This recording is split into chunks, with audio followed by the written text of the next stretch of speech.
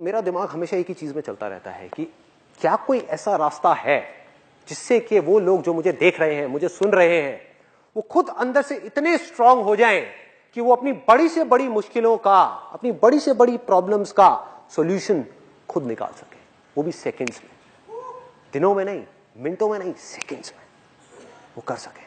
तो क्या कोई ऐसा रास्ता है? ऐसा एक रास्ता है जिस पर मैं चल रहा हूं, जिसके थ्रू मैं अपनी बड़ी से बड़ी मुश्किलों को हंसते खेलते सॉल्व कर देता हूं। कुछ भी हो जाए, एक सेकंड में उससे बाहर आ जाता हूं। और वो क्या है, वो आज मैं आपको बोल करके नहीं बल्कि प्रैक्टिकली एक्सपीरियंस करवाऊंगा।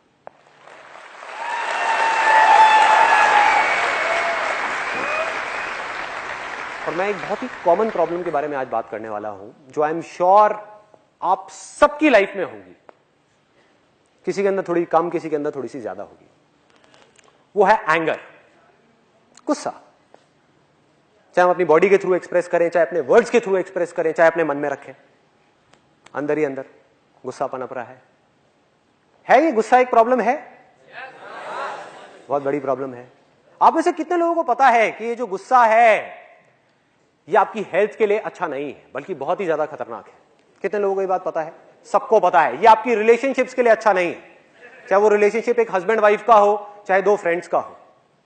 वो रिलेशनशिप को अंदर ही अंदर खोखला करता चला जाता है। एक सेकंड का गुस्सा आपकी पूरी की पूरी जिंदगी को एक सेकंड में तहस नहस कर सकता है, आपको पूरी तरह से बर्बाद कर सकता है। वो एक सेकंड का गुस्सा, अगर गलत टाइम पे वो आ गया तो, गलत जगह पर, गलत इंसान के सामने आ गया तो आज हम क्या करने वाले हैं, ऊपर ऊपर सरफेस लेवल पे बात नहीं करेंगे, अंदर डीप में जाने वाले हैं और कैसे जड़ से इसको उखाड़ सकते हैं। टेम्परेरी बेसिस पे नहीं, कुछ सिचुएशंस में नहीं, बल्कि हर सिचुएशन गुस्से को पूरी तरह से हटा सकते हैं। आप में से कितने लोग हैं जिनको गुस्सा आता है? सबको आता है। जिनको बहुत गुस्सा आता है, ऐसे कितने लोग हैं जिनको बहुत गुस्सा आता है? अब जो मैं बोलने वाला हूं ना, उसको ध्यान से सुनना, हो सके तो अपने अंदर तक जाने देना, क्योंकि जब तक इस बात को आप एक्सेप्ट नहीं करोगे तब तक इस प्रॉब्लम का सॉल्यूशन मरते दम तक नहीं निकाल सकते। ध्यान से सुनना जो मैं बोलने वाला हूं। आप सब लोग जिन्होंने भी अभी अभी अपने हाथ ऊपर करे थे, जाने या अनजाने झूठ बोल रहे हो। आपको गुस्सा नहीं आता है। अब मैं यहां पे हिप्नोटाइज नहीं कर रहा आप लोगों को, मैं रियलिटी के बेस पर बात कर रहा हूं, तो पूरा समझ लेना मैं क्या बोलने वाला हूं। मैं कोई बाबा नहीं हूं, बेटे तुम्हें गुस्सा नहीं, कृपा होगी, कृपा होगी, कृपा होगी, वो नहीं कर रहा। कोई थियोरेटिकल बात नहीं, प्रैक्टिकल। कि जिन लोगों ने भी अभी अभी अपना हाथ ऊपर किया और बोला कि मुझे गुस्सा आता है, सब झूठ, सब बकवास, कोई गुस्सा नहीं आता आप लोगों को। आप लोग जानबूझ करके, एक्सेप्ट करना है इसको, सुनना है ध्यान से, आप लोग जानबूझ करके, सोच समझ करके, अपनी मर्जी से गुस्सा करते हो। इस सच को समझने की कोशिश करना, अभी मैं इसके बहुत डीप में जाने वाला हूं। गुस्सा कोई टॉयलेट नहीं है जो आता है, मुझे सुसु आता है तो उसमें आपका कोई कंट्रोल नहीं है कि भैया टॉयलेट आया तो करना ही पड़ेगा, उसको रोक नहीं सकते, कोई नहीं रोक सकता इस पूरी दुनिया में। लेकिन गुस्सा ऐसा नहीं है। आया किसी को? कोई बात नहीं, बाहर जा सकते हो। किसको आया वैसे? मैं शक्ल तो देखो, बाकी सब हंस रहे होंगे, वो सीरियस बैठा होगा, अलग ही पता लग जाएगा। तो गुस्सा क्या है? ये डांस के जैसा है भाई। कभी आप कहते हो कि मुझे डांस आया है? डांस आया है, डांस आप करते हो। आपका मन करे तो आप डांस करो, मन करे 10 घंटे करो, मन करे रुक जाओ, मन करे फिर करो, मन करे ना करो, मन करे कभी ना करो। समझ रहे हो? और किस बेस पे मैं ये बात बोल रहा हूं? आपको एक रियल लाइफ प्रैक्टिकल एग्जांपल देता हूं, बिल्कुल प्रैक्टिकल, जिससे आप सब रिलेट कर पाओगे। आप में से कितने लोग जॉब करते हैं? तो आप जहां पर भी जॉब करते हैं, क्या कभी आपके साथ में कुछ ऐसा हुआ है? क्या नाम है आपका? जय। तो जय भाई, कभी आपके साथ में ऐसा कुछ हुआ है कि आपके जो बॉस है, उन्होंने बिना बात पे, किसी वजह से उनका मूड खराब था घर पे, या किसी भी वजह से बिजनेस में कोई प्रॉब्लम चल रही थी, बिना बात के, आपकी बिना किसी गलती के जबरदस्ती आकर के आपको डांट दिया? कई बार हुआ है। और बहुत लोगों के साथ तो रोज होता होगा, रोज होता है कि बॉस के घर में कोई प्रॉब्लम हो गई, उसका कुत्ता मर गया, आकर के सारा गुस्सा आपके ऊपर निकाल दिया। होता है, सबके साथ होता है।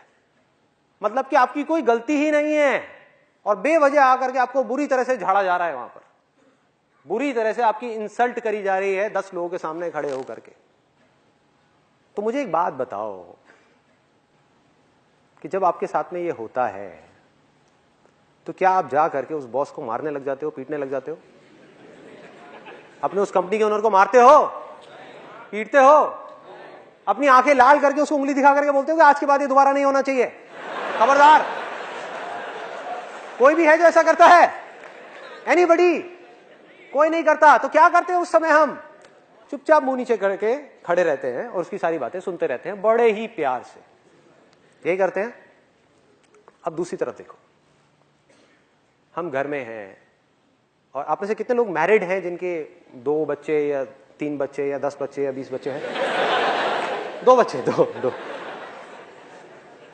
तो आप अपने घर में बैठे हो, आराम से टीवी देख रहे हो, आपका जो छोटा वाला बच्चा है वो रोता रोता आपके सामने आया कि पापा वो भैया ने मुझे मारा मारा मारा मारा मारा मारा।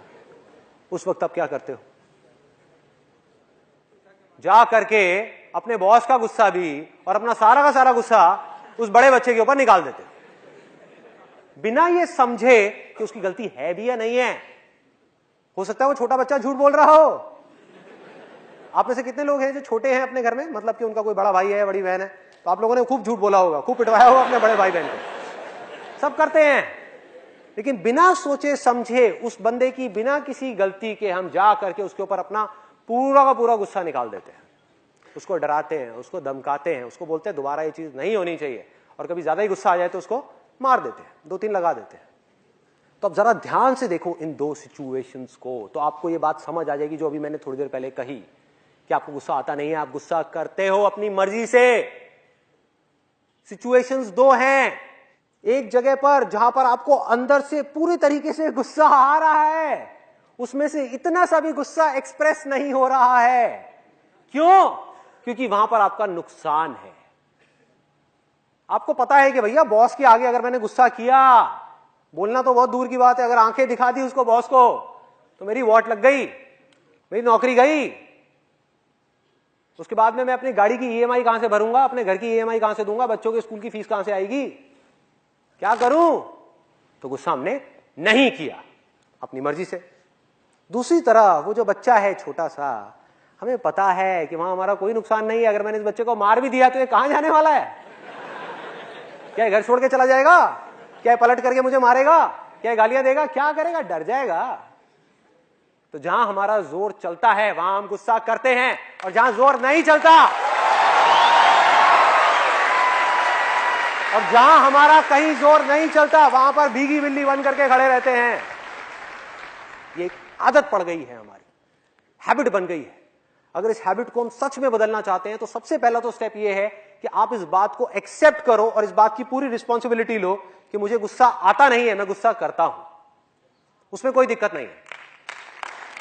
रिस्पॉन्सिबिलिटी लेनी है। अगर आप रिस्पॉन्सिबिलिटी कभी लो ही ना, आप बोलते रहो मुझे तो गुस्सा आता है आता है आता है, तो भैया टॉयलेट आता है तो करना ही पड़ेगा ना, उसमें आपका तो कोई कंट्रोल ही नहीं है। आता है, मुझे डर लगता है, तो जब लगता है तो उसके अंदर तो आपके पास में कोई ऑप्शन ही नहीं है, जब लगता है तो डरना ही पड़ेगा। बट अगर आप ये बोलना शुरू कर दो कि मुझे गुस्सा आता नहीं है, मुझे डर लगता नहीं है, मैं जानबूझ करके अपनी मर्जी से गुस्सा करता हूं, मैं जानबूझ करके अपनी मर्जी से डरता हूं, तो आपके हाथ में कंट्रोल है। जब आप अपनी मर्जी से गुस्सा करते हो तो अब आपके हाथ में कंट्रोल है कि गुस्सा ज्यादा करना है, कम करना है या नहीं करना है। डर में भी आपके हाथ में कंट्रोल है कि ज्यादा डरना है, कम डरना है या नहीं डरना है। आप में से कितने लोगों ने बचपन में बहुत हॉरर मूवीज देखी हैं, डरावनी मूवीज देखी हैं? और क्या कभी आपके साथ में ऐसा कुछ हुआ है? स्पेशली आप लोगों के साथ ज्यादा हुआ होगा जिन्होंने अभी अपना हाथ ऊपर किया है, क्योंकि मैंने भी बचपन में बहुत देखी है हॉरर मूवीज। कि रात का टाइम हो गया है, करीबन 12-1 बजे हुए हैं और सब लोग सो गए हैं घर में, और आप ऊपर से अंधेरे में सीढ़ियों से उतरते हुए आ रहे हो और आपको लग रहा है कि आपके पीछे कोई है। हुआ है ऐसा? कितने लोगों के साथ में हुआ है? और हम जल्दी जल्दी भागने लग गए, जल्दी जल्दी जा रहे हैं। हुआ है? जरा सोचो, आपको गलतफहमी क्या हो गई है कि मुझे डर लग रहा है, जबकि आप जानबूझ करके अपने मजे के लिए डर रहे हो। और सोचो, अगर डर में मजा नहीं होता तो लोग हॉरर मूवीज क्यों देखते हैं? सोचो, डर में, गुस्से में, इन सब चीजों के अंदर एक थ्रिल है, एक पावर है जिसको आप एक्सपीरियंस करते हो, मजा आता है, बीच बीच में किक मिलती है, बड़ा मजा आता है, एक्साइटमेंट है। इसलिए आप अपनी मर्जी से जानबूझ करके डरते हो, जानबूझ करके गुस्सा करते हो, और जितनी भी कमियां हैं आपके अंदर वो सब जानबूझ करके करते हो। सिर्फ इतनी सी चीज को एक्सेप्ट करना है, इतनी सी चीज को समझना है। तो होता क्या है कि जब हम उतर रहे हैं सीढ़ियों से और हमारे पीछे कोई आ रहा है, और स्पेशली जब हमने कोई डरावनी पिक्चर देखी है तो जा करके बेड पे भी लेट जाते हैं, तो ऐसा लगता है कि कोई हाथ आएगा और आकर के गर्दन पकड़ लेगा। होता है, ऐसा भी होता है। उस दिन बड़ा डर लग रहा होता है, मम्मी मम्मी क्या हो रहा है। 18 साल के बच्चे को मम्मी याद आ जाती है।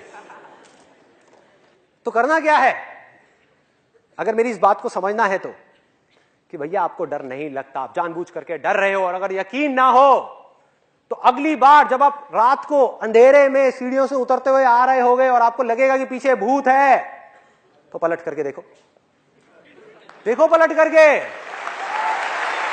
आपको पता लग जाएगा मैं सच बोल रहा हूं झूठ बोल रहा हूं। देखो भैया, दो ही चीजें होंगी, या तो वो भूत सच में होगा, मान लो कि है, मान लो है, तब भी अगर आप पलटे तो आपका फायदा है नुकसान है? फायदा है भाई, वो तो वैसे भी आपको मारने ही वाला है ना, वो तो वैसे भी आपको खाने वाला है डिनर में। तो एटलीस्ट अगर आप पलटे तो आपके पास में चॉइस तो है, उससे लड़ने की चॉइस तो है भाई, कुछ कर तो सकते हो।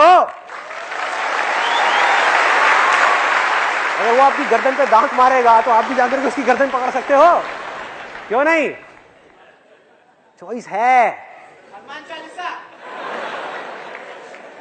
मैं ये नहीं कहूंगा कि हनुमान चालीसा पढ़ना अच्छा है या बुरा है, मैं बस ये कहूंगा कि उससे आपका डर बढ़ता है। पढ़ो, पढ़ने में अच्छा है, विश्वास है, पढ़ना चाहिए, लेकिन ये मत समझो कि उससे डर कम होगा, क्योंकि डर से आप जितना लड़ोगे वो उतना ही बढ़ता चला जाएगा।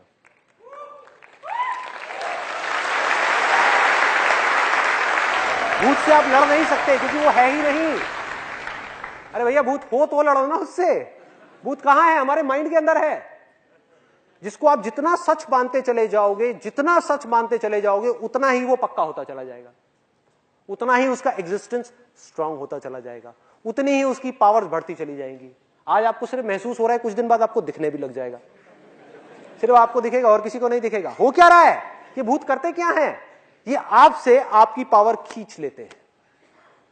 ये आप ही की एक इमेजिनेशन है और कुछ भी नहीं है। आपने एक मूवी देखी, उसमें कुछ इमेजिन किया। अगर सोचो एक छोटे से बच्चे को जाकर के डराने की कोशिश करी जाए, वो डरेगा क्या? जिसने कभी कोई भूत की पिक्चर नहीं देखी, उसको बोलो भूत भूत भूत, कहेगा क्या होता है भूत? मुझे पता ही नहीं, जिसको बोलना नहीं आता।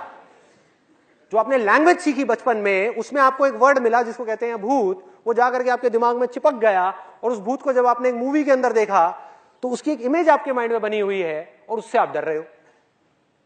तो होता क्या है, आप जितना भी इससे लड़ोगे, जितना भी इसको कंट्रोल करोगे, जितना भी इससे भागोगे, ये उतना ही स्ट्रांग होता चला जाएगा। करना क्या है? ना लड़ना है, ना भागना है, ना डरना है, सिर्फ पलट करके उसको देखना है। अपनी पूरी शक्ति के साथ, अपनी पूरी एनर्जी के साथ एक दिन पलट करके सीढ़ियों में उस भूत को देखना है और बोलना है, कहां है? सामने आ, कहां है?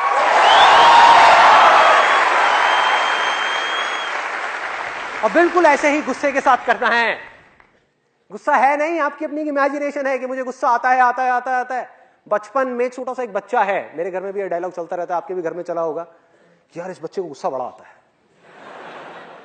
सोचो कितना बोलते हैं हम ये, कह रहे गुस्सा कम किया कर, गुस्सा कम किया कर, और इसके अंदर तो बहुत गुस्सा है। और हम मजाक मजाक में बोल रहे हैं, हमें ये नहीं पता कि उस बच्चे के दिमाग पे क्या असर हो रहा है।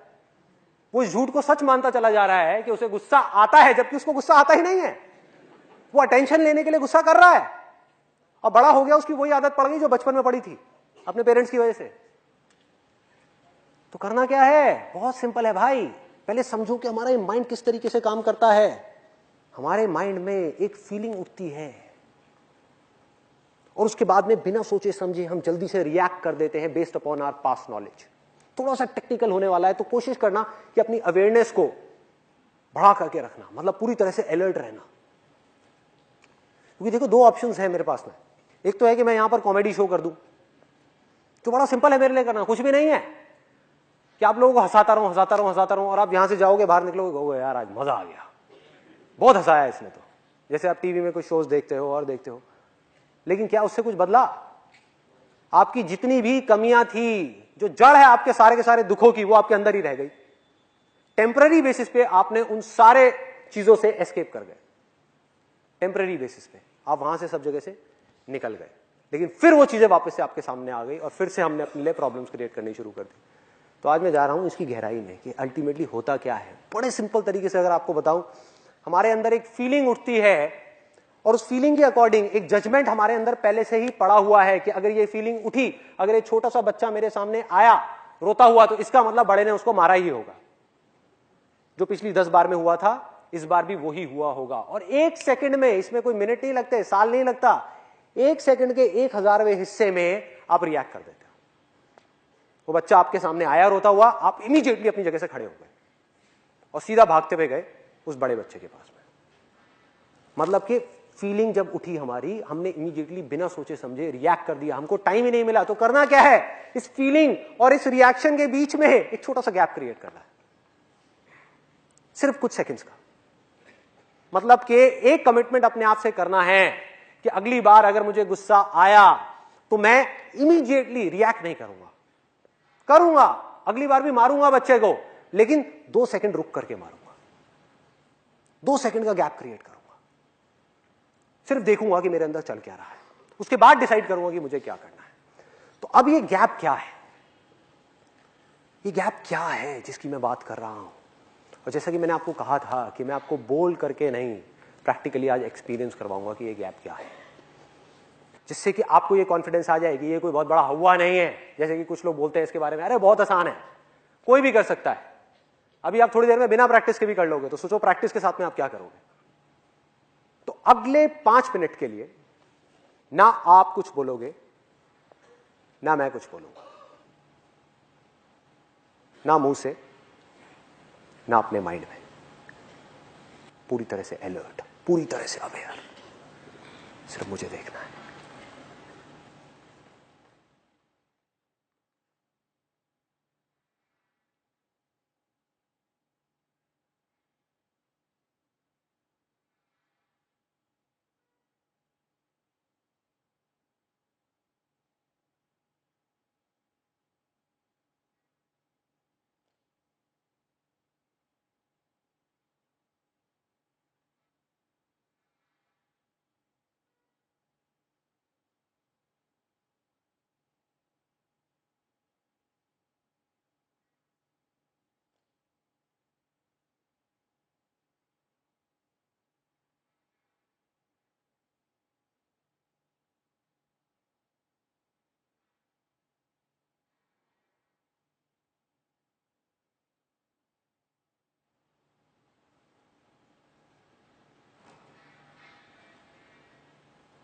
आप में से कितने लोग ऐसे हैं जिन्होंने इस 5 मिनट के अंदर कुछ सेकंड्स के लिए, मैं ये नहीं कह रहा 5 मिनट के लिए, कुछ सेकंड्स के लिए एक ऐसी स्टेट को एक्सपीरियंस किया है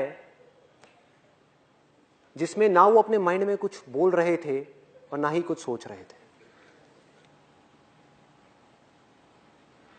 तो एक बार सोचो कि अगर बिना किसी प्रैक्टिस के आप इस चीज को कुछ सेकंड्स के लिए भी कर सकते हो, तो अगर आप इस चीज की प्रैक्टिस करने लग जाओ और अपनी लाइफ की छोटी छोटी सिचुएशंस में इस गैप को क्रिएट करने लग जाओ, जब आप रिएक्ट नहीं कर रहे, चीजों को जज नहीं कर रहे देख करके,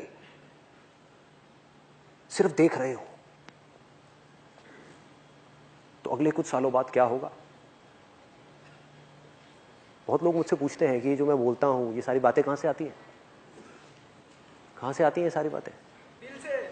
दिल से तो आती है, लेकिन दिल की आवाज को सुनने के लिए, अंदर की चीजों को देखने के लिए, अंदर अपने प्रॉब्लम्स का सॉल्यूशन निकालने के लिए या कुछ भी करने के लिए पहले हमें रुकना तो होगा ना भाई। रुक करके जब आप दुनिया को देखोगे, ऑप्शंस को देखोगे, आंख बंद करके बस हम भागे जा रहे हैं इधर से उधर, और इसी वजह से हम कंफ्यूज हुए पड़े हैं।